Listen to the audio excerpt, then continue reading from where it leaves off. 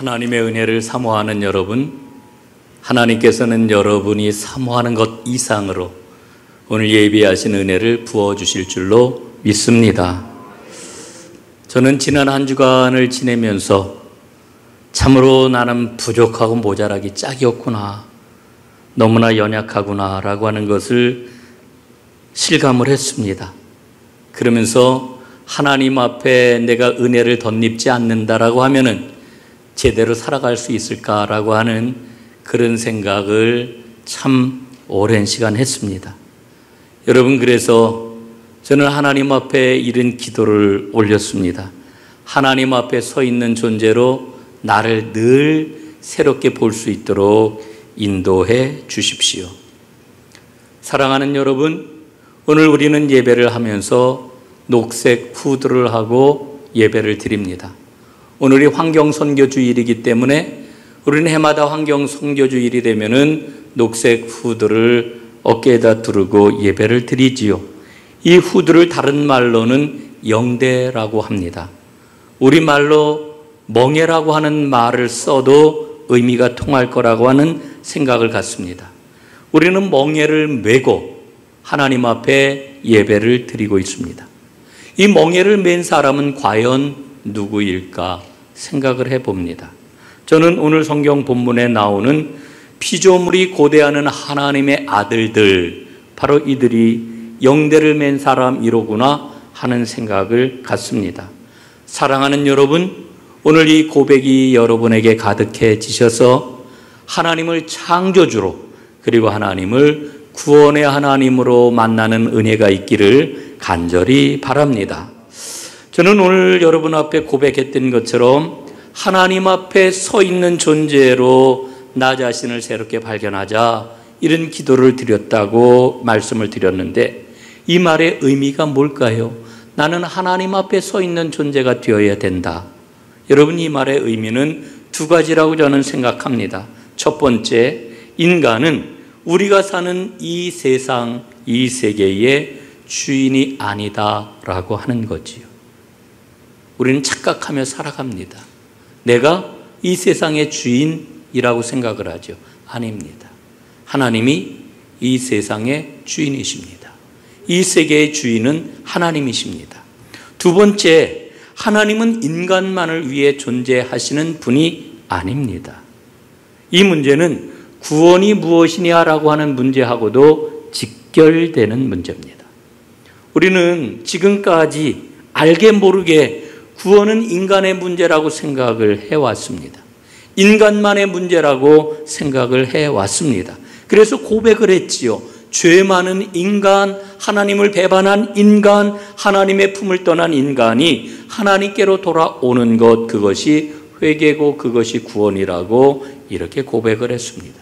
그런데 성경을 다시 한번 들여다봅니다. 천천히 깊숙이 그 말씀을 마음에 새겨보니까 인간뿐만 아니라 하나님께서는 하나님이 만드신 모든 피조물 다 구원받기를 원하고 계시는구나. 그게 바로 하나님의 계획이로구나. 이 사실을 깨닫습니다. 여러분, 구원의 도리에 대해서 아주 잘 설명해 주고 있는 존 스토트의 이야기를 여러분들은 아실 것입니다. 복음주의 거장이라고 이렇게 이야기를 하는데, 존 스토트는 이렇게 이야기합니다. 성경은 결국 두 동산 이야기를 말하고 있다. 여러분, 두 동산이 어디입니까? 에덴 동산, 겟세마네 동산입니다. 여러분, 에덴 동산에서 아담과 하와는 하나님의 뜻을 거부했습니다. 그리고 자기의 뜻을 관철했습니다. 이게 바로 죄지요. 죄. 불순종이지요. 하나님을 거부하고 나의 뜻을 관철하는 것, 이게 바로 죄입니다. 불순종입니다. 그런데 이 죄로 말미암아 모든 세계에 죄의 결과가 미치게 되었습니다. 창세기 3장 17절 18절은 이렇게 일러줍니다. 내가 내게 먹지 말라 한 나무의 열매를 먹었은즉 땅은 너로 말미암아 저주를 받고 너는 내 평생에 수고하여야 그 소산을 먹으리라. 땅이 내게 가시덤불과 엉겅퀴를 낼 것이라.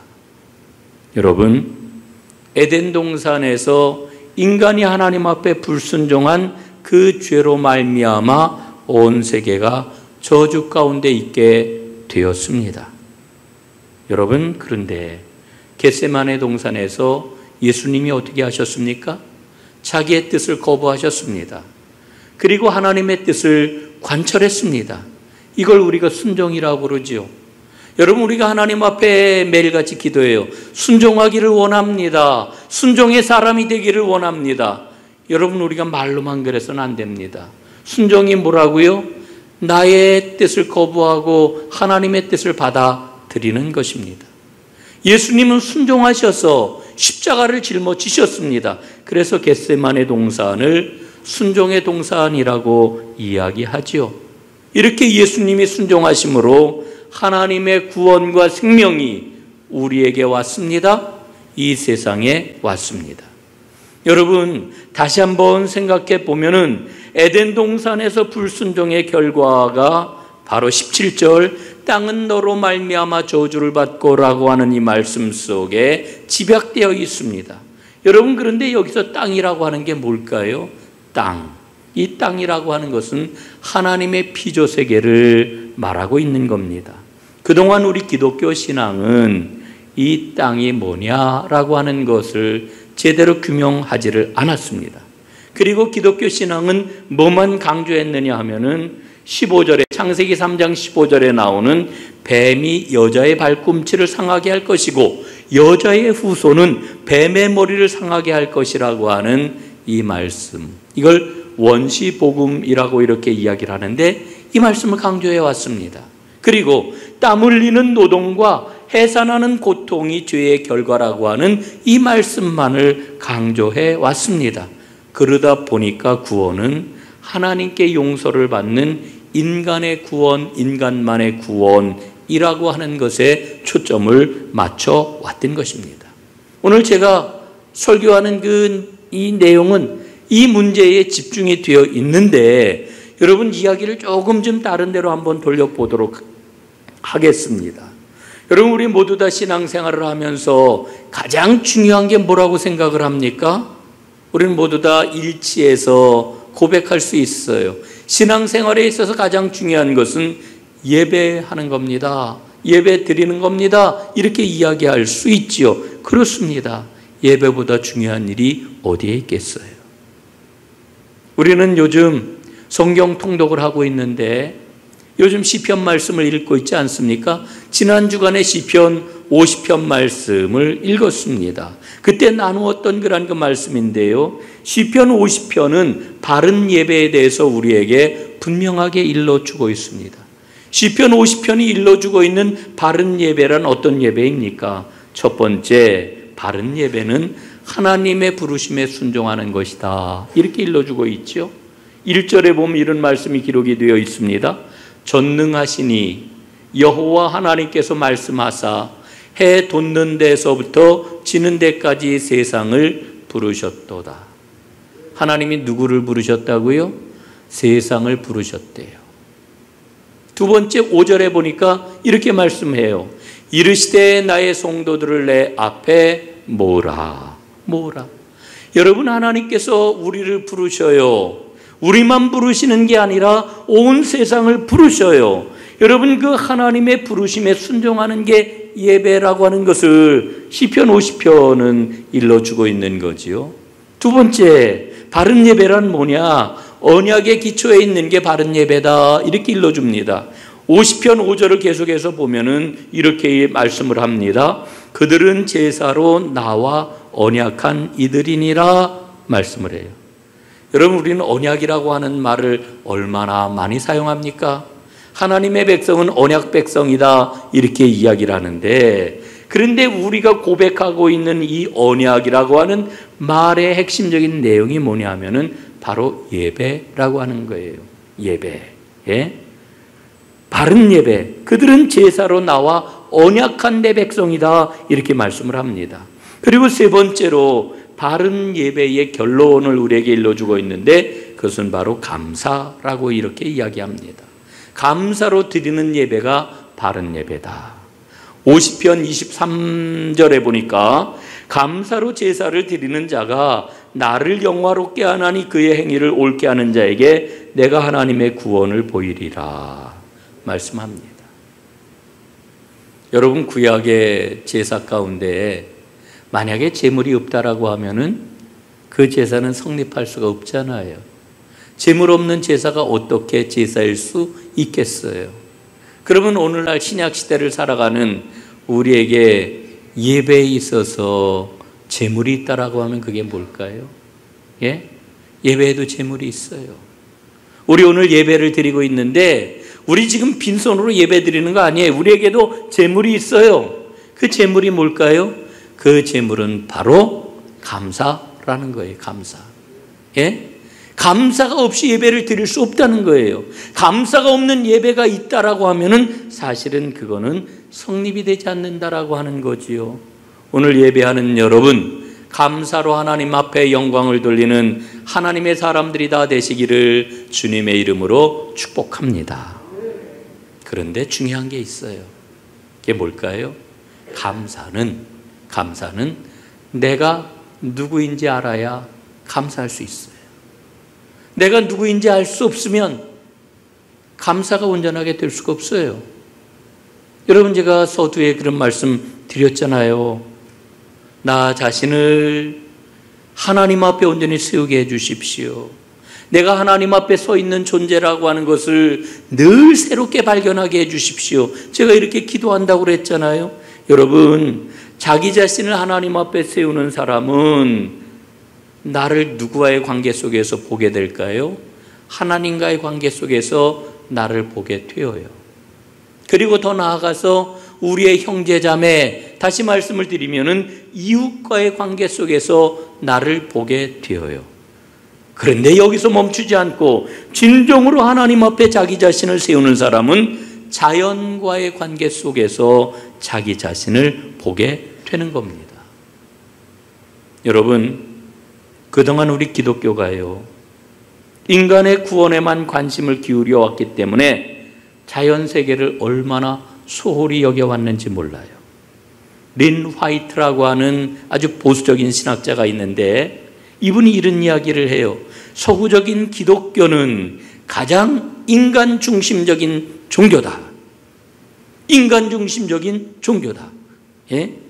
그러면서 이 린 화이트는 기독교의 모습을 두 문장으로 정리를 해주고 있습니다. 그 두 문장이 뭐냐면, 첫째, 하나님은 인간에게 창조 세계에 대한 지배권을 주셨다. 이렇게 믿는다는 거죠. 하나님이 만드신 모든 피조 세계에 대해 인간에게 지배권을 주셨다는 거예요. 그러므로 자연은 오직 인간의 필요를 채우기 위해서만 존재한다. 인간의 필요를 채울 때에만 자연은 의미를 갖는다. 여러분, 우리는 지금 굉장히 자각되어 있기 때문에 제가 이야기를 하면 목사님 그거 별로 바람직한 이야기가 아니지요. 대번 이렇게 반응하는 분들이 많은데, 여러분, 지금까지 기독교적인 세계관, 예? 이런 오류를 지금까지 범해 왔습니다. 성경을 일부분만 읽거나 아니면 성경을 잘못 읽어왔기 때문에 그래요. 그래서 이를테면은 하나님이 주신 복을 본래의 맥락에서 분리해버리고 말았습니다. 인간이 편리한 대로 막 해석을 해왔다라고 하는 거죠. 그래서 하나님의 말씀이 오히려 생태계를, 피조세계를 경시하는 결정적인 근거로 작동이 되어 왔습니다. 가장 대표적인 경우가 창세기 1장 28절이지요. 생육하고 번성하라, 땅에 충만하라, 땅을 정복하라, 모든 생물을 다스리라. 그런데 이 똑같은 본문을 요즘 번역이 되고 있는 새로운 성경들을 보면은 원문과 그 다음에 주석을 충분히 해가지고 새로운 의미를 가지고 번역을 하고 있어요. 메시지 성경에 보니까 똑같은 본문을 이렇게 번역을 했습니다. 자녀를 낳고 번성하여라, 온 땅에 가득하여라, 땅을 돌보아라. 다르지요? 여러분, 우리 인간은 하나님 앞에 피조물입니다. 그리고 자연 피조물과 함께 지음을 받은 존재입니다. 사실은 성경은 우리에게 뭐라고 일러주고 있느냐 하면은 자연 피조물이 먼저 창조가 되었고 인간은 맨 나중에 창조되었다고 그래요. 하나님 앞에 나 자신을, 우리 자신을 바로 보아야 바로 세울 수가 있는 거지. 그럴 때 감사를 제대로 할 수 있는 거지요. 그런 의미에서 오늘 본문은 너무너무 중요한 본문입니다. 여러분, 오늘 본문을 통해서 우리는 구원이 뭐냐라고 하는 이와 같은 굉장히 중요한 질문 앞에 서게 됩니다. 여러분, 바울을 가리켜서 구원의 신학자라고 이렇게 이야기를 해요. 바울 그러면 뭐부터 떠오릅니까? 믿음으로 의롭다, 인정을 받는다. 이신칭이라고 하는 이 구원에 관한 그 말씀을 먼저 떠올립니다. 그런데 바울 서신을 하나하나 읽어보게 되면은 바울의 신앙은 우리가 가지고 있는 신학의 상식을 훨씬 더 뛰어넘는 이와 같은 분이라고 하는 것을 발견해요. 바울은 우주적인 그리스도를 이야기를 합니다. 그의 신앙의 토대는 아주 우주론적입니다. 요즘 제가 굉장히 흥미진진하게 읽고 있는 책이 있어요. 창조 세계 돌봄이라고 하는 책입니다. 재밌기는 한데 진도가 잘 안 나가요. 어렵지도 않은데 이게 책 읽는 속도가 아주 굉장히 많이 떨어졌습니다. 영어 제목은 크리에이션 케어라고 하는 그런 게 제목이고요. 부제를 보니까 성경이 말하는 창조 세계와 인간의 관계라고 하는 책입니다. 제가 이 책을 굉장히 흥미롭게 읽는 까닭이 있어요. 굉장히 보수적인 신앙을 가지고 있는 신학자 두 분이 공동 집필했기 때문에 그래요. 한 분은 미국 트리니티 신학교에서 가르치는 분이에요. 트리니티 신학교는 굉장히 보수적인 학교입니다. 또 로잔 협의회에서 일하는 그런 그 신학자예요. 여기도 아주 굉장히 복음적이라고 얘기를 하고 아주 보수적인 그런 그 단체지요. 그런데 이 보수적인 신학자들이 뭐라고 얘기를 하는지 아세요? 저는 굉장히 충격을 받았어요. 지금 기독교 안에 가장 광범위하게 가장 대중적으로 퍼져 있는 신앙이 있는데 그게 뭐냐? 이 우주는 멸절될 것이고 우리가 사는 이 세상은 멸절이 될 것이고 모든 성도는 그곳을 벗어나게 될 것이다 라고 하는 신앙이 있죠. 여러분, 우리가 다 이런 신앙 갖고 있잖아요. 그런데 이 신앙은 성경적이지 않은 신앙, 잘못된 오류신앙이라고 이야기를 해요. 그러면서 이 두 사람이 이야기하는 성경적인 신앙은 뭐냐면 이런 겁니다. 성경의 결론은 우리의 몸은 부활할 것이다. 첫째고요. 그러면서 동시에 두 번째로는 하나님의 창조 세계는 해방될 것이다. 이게 바로 성경에서 말하고 있는 핵심적인 신앙이라고 하는 거예요. 여러분, 제가 이제 이 환경 문제에 관심을 갖고 있으니까 밖에서도 많은 그런 우리 그리스도인들을 좀 만나는데 제가 이제 얘기하지요. 지금은 기후 위기 시대입니다. 그래서 교회가 탄소 중립, 환경 문제 이런 것을 신앙의 핵심으로 받아들이고 실천해 나가야 됩니다. 이렇게 이야기를 하면은 왜 그래야 되지요? 왜 그래야 되죠? 이게 일이 아니라고 그러는 게 아니라 그걸 왜 신앙적으로 그걸 우리가 해야 되죠? 물어요. 또 어떤 분은 이렇게 말해요. 이 땅은, 이 세계는 심판날이 되면은 모두 다 불타 없어질 것인데 기후 위기 앞에서 우리가 뭐 이렇게 전전긍긍하고 두려워할 필요가 뭐가 있어요? 이렇게 묻는 분들이 있어요. 저는 그럴 때마다 성경을 정말 제대로 읽어야 되겠다. 예? 여러분, 환경을 보호하고 기후 위기를 극복하기 위한 어떤 이론이나 상황을 제가 이야기하는 게 아니라 정말 저는 성도들하고 나누고 싶은 게 성경이 뭐라고 우리에게 이야기하고 있는지, 뭐라고 말씀하고 있는지 이거를 잘 찾아서 붙잡아야 되겠구나. 저는 그런 생각을 합니다. 여러분, 다시 말씀을 드립니다. 우리 그리스도인은 미래에 구원을 받아서 이 세상 바깥으로 나가는 게 아닙니다. 우리는 이 세계와 함께 구원을 받는 겁니다. 이게 성경의 핵심적인 내용이에요. 이게 성경적인 신앙이에요. 여러분, 요한계시록은 이와 같은 신앙을 아주 생생하게 우리에게 일러주고 있습니다. 여러분들과 함께 이와 같은 성경 공부를 좀 빨리 저는 좀 체계적으로 시급하게 해야 되겠다 생각을 갖고 있습니다. 여러분, 한번 일반적으로 말씀을 드려볼게요. 우리 믿음을 가진 사람들에게 매일매일 제일 큰 도전이 뭡니까? 적어도 하나님의 말씀대로 살아가려고 하는 사람들에게 가장 큰 도전이 뭐예요? 예? 여러분, 매일같이 어떤 문제나 혹은 위로나 평안함만을 위해서 신앙생활을 하시나요? 그건 기본적으로 우리 주님이 주시는 거예요. 오늘도 여러분에게 그 은혜를 주셔요. 그런데 그 은혜를 체험한 사람들의 마음속에 늘 있는 게 있어요. 도전받는 게 있어요. 그게 뭘까요? 하나님 사랑과 이웃 사랑이에요. 예수님이 말씀해 주셨잖아요. 모든 율법과 선지자의 말씀은 하나님을 사랑하는 것, 이웃을 사랑하는 것, 이 말씀에 집약이 되었다고 하나님 말씀해 주셔요. 이 일이 우리의 일이라고 주님이 말씀을 해 주셔요. 그런데 우리가 하나님을 진정으로 사랑한다라고 하면서 하나님의 소유인 이 세계, 이 피조 세계를 함부로 대한다라고 하면은 그 사람이 정말 하나님을 사랑하는 사람일까요? 예? 나는 정말 우리 아내를 너무너무 사랑해. 이렇게 말로는 하는데 그 아내가 소중하게 여기는 거, 너무너무 귀하게 여기는 거, 그거 뭐 함부로 팽개쳐버리고 발로 쑥 밀어버리고 어디 있는지도 모르고. 여러분, 만약에 그렇다라고 하면은 그게 아내를 사랑하는 사람입니까? 절대 아니지요.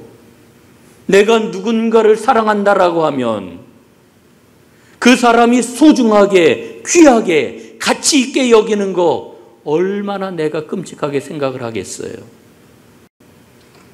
하나님 사랑한다라고 하면서 하나님의 소유물인 이 피조 세계를 어떻게 그렇게 함부로 대할 수가 있어요? 여러분, 이웃사랑도 마찬가지입니다. 우리가 진정으로 이웃을 사랑한다면 우리의 또 다른 이웃으로 하나님께서 창조하신 자연 생태계가 지금 고통받고 있는데 그 상황을 어떻게 외면할 수가 있겠느냐라고 하는 거지요. 여러분, 오늘 본문은 로마 교회의 성도들이 겪고 있는 고통을 이야기를 해요. 그 고통이 얼마나 큰지, 장차 받을 영광과 비교하면서 그 고난을 이겨내라고 말씀을 해요.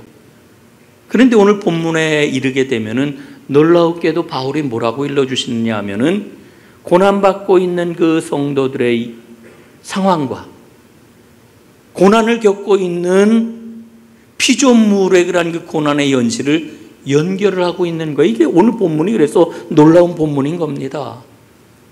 오늘 본문을 설명을 하면서 장신대 배현주 교수는 그런 이야기를 하더라고요.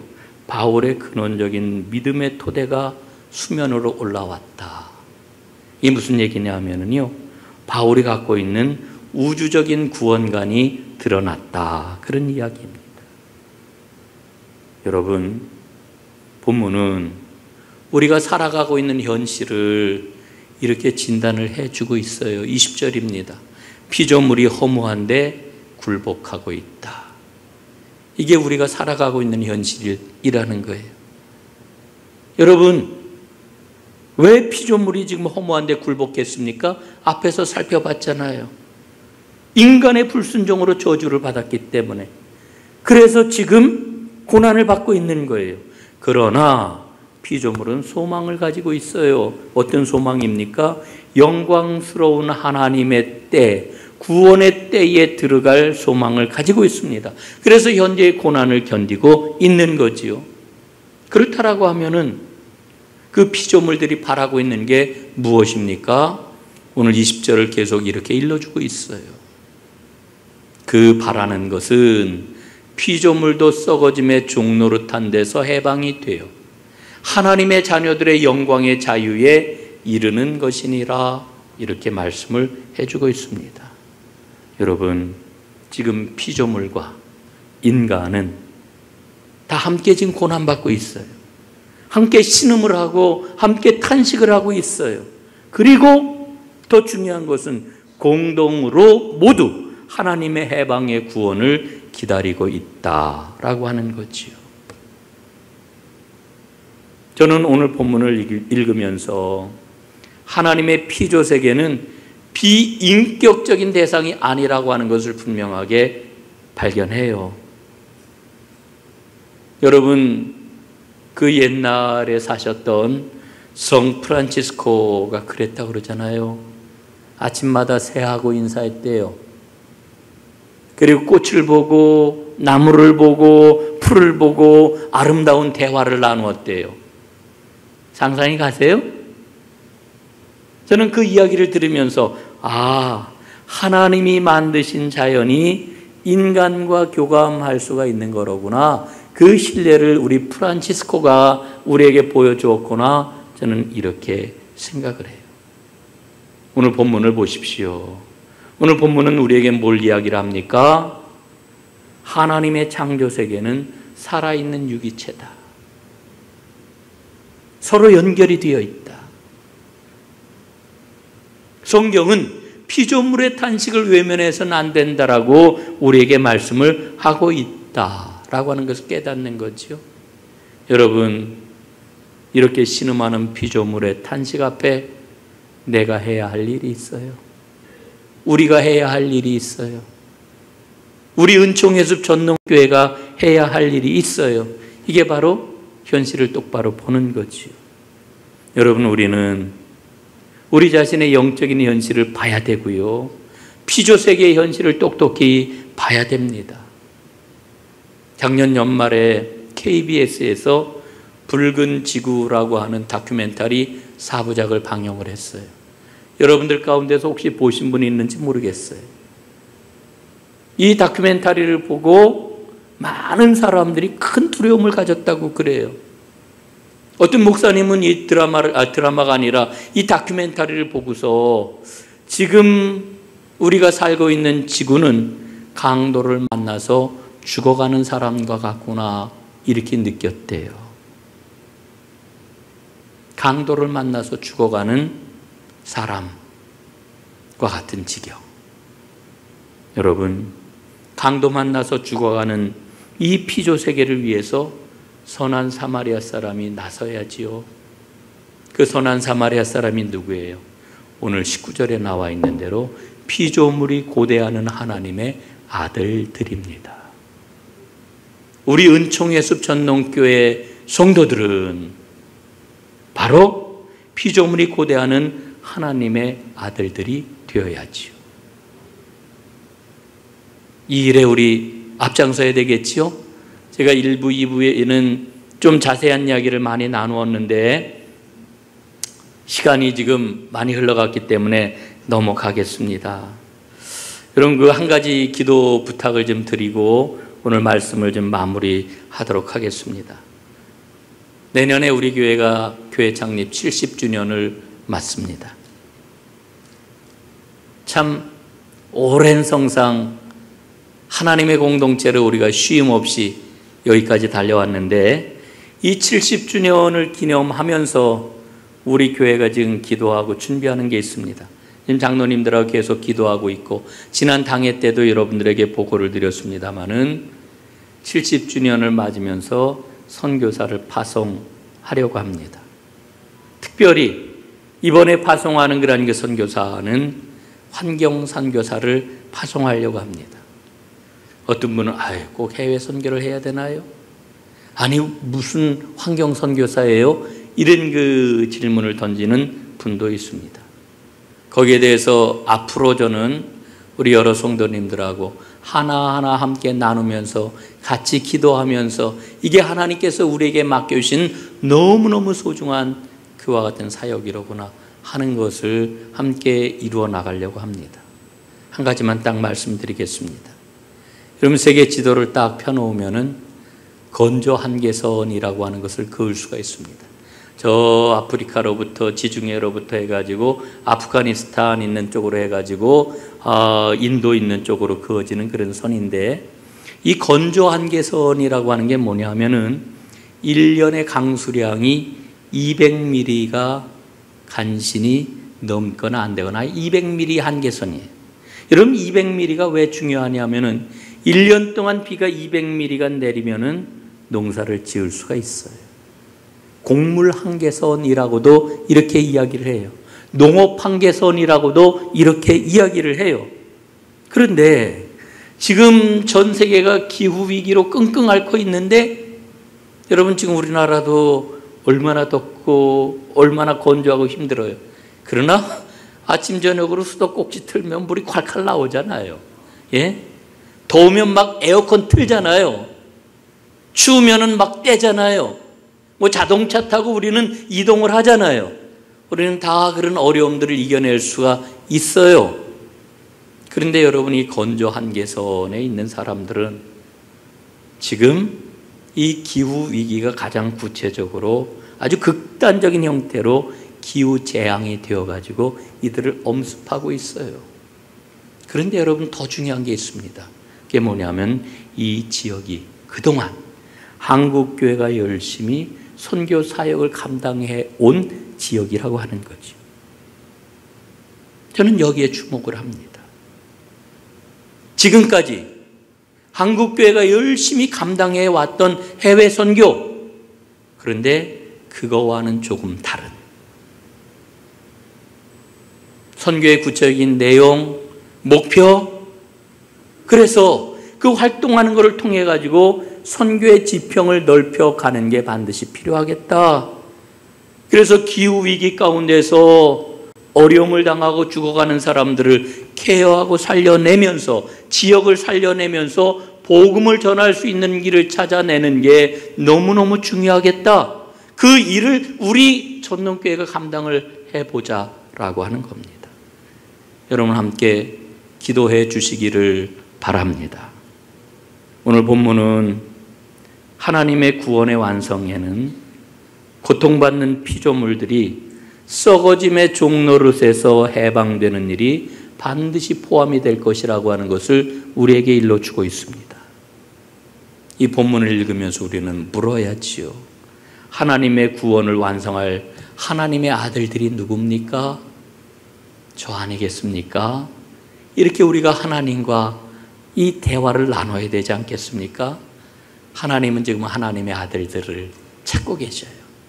피조물들은 하나님의 아들들이 나타나기를 고대하고 있어요. 바로 하나님이 찾으시는 그 사람, 피조물들이 고대하는 그 사람, 그 하나님의 아들들이 오늘 예배하는 저와 여러분이 꼭 되어질 수 있기를 간절히 바랍니다. 기도하겠습니다. 살아계신 아버지 하나님, 오늘 말씀을 통하여서 저희들에게 하나님의 아들들이 되는 길을 깨닫게 하시고 그 길을 보게 하시니 감사합니다. 아버지 하나님, 진정으로 우리 믿음의 지평이 넓어지고 근원적으로 하나님의 생명에 있다, 하나님의 생명을 살리는 하나님의 사람들로 세움받는 큰 은혜와 복을 누리며 주의 일을 잘 감당하는 하나님의 사람들, 하나님의 공동체가 되게 하옵소서. 예수님 이름으로 기도드리옵나이다. 아멘.